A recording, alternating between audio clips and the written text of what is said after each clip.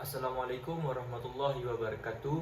Perkenalkan, nama saya Raihan Adani dengan NIM 2401021167. Jadi tujuan video ini saya buat adalah untuk memenuhi tugas mandiri, yaitu pada MK Hukum Tata Negara, yang dimana pada video kali ini saya akan mereview kembali hasil semua yang sudah kami pelajari selama pertemuan pertama sampai pertemuan ketujuh, yang dimana pada video kali ini saya akan membahasnya dan mengupas satu persatu kembali.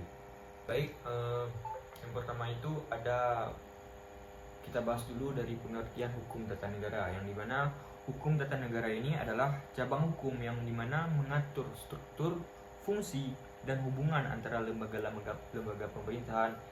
Yang dimaksud itu adalah seperti legislatif, eksekutif, dan yudikatif. Nah, dengan warga negara, serta juga mengatur hak dan kewajibannya terhadap negara.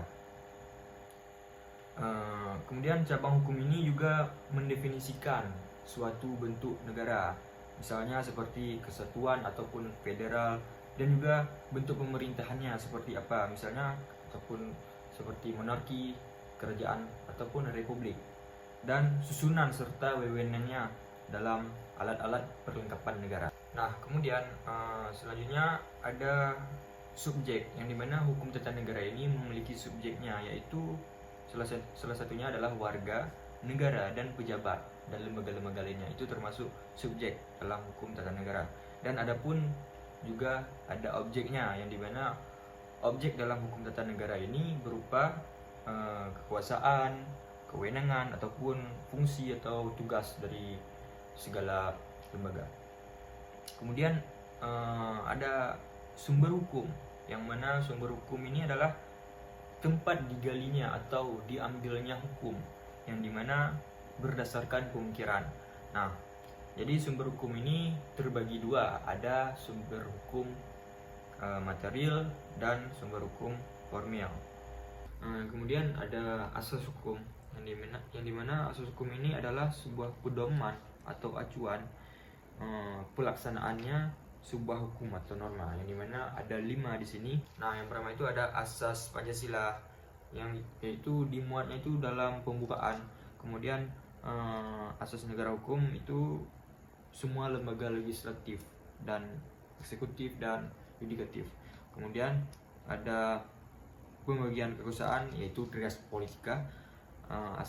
Dan selanjutnya ada asas demokrasi, yaitu pemerintah kedaulatan ada di tangan rakyat.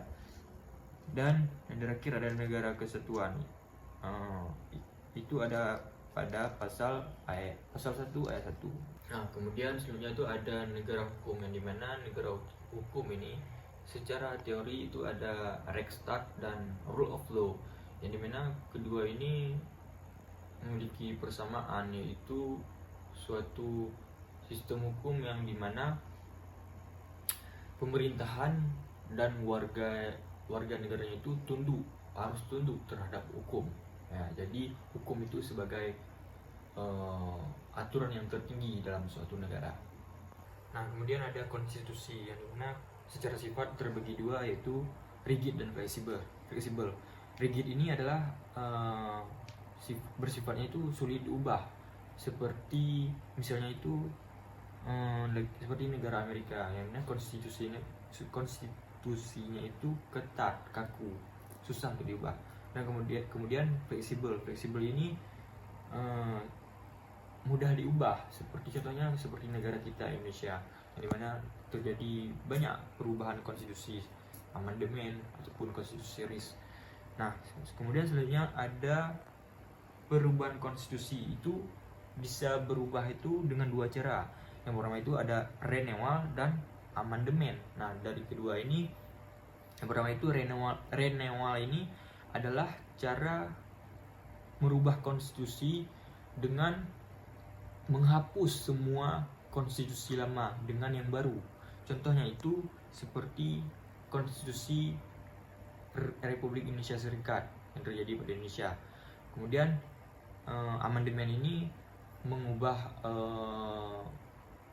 konstitusi lama, akan tetapi tidak mengubah semuanya, hanya saja menambahkan saja.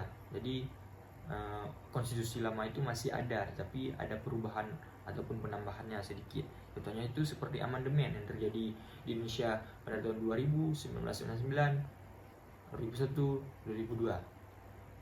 Mungkin itu saja yang dapat saya jelaskan atau review kembali tentang materi yang sudah kami bahas. Mungkin lebih dan kurang saya mohon maaf. Wabillahi taufiq wal hidayah. Wassalamualaikum warahmatullahi wabarakatuh.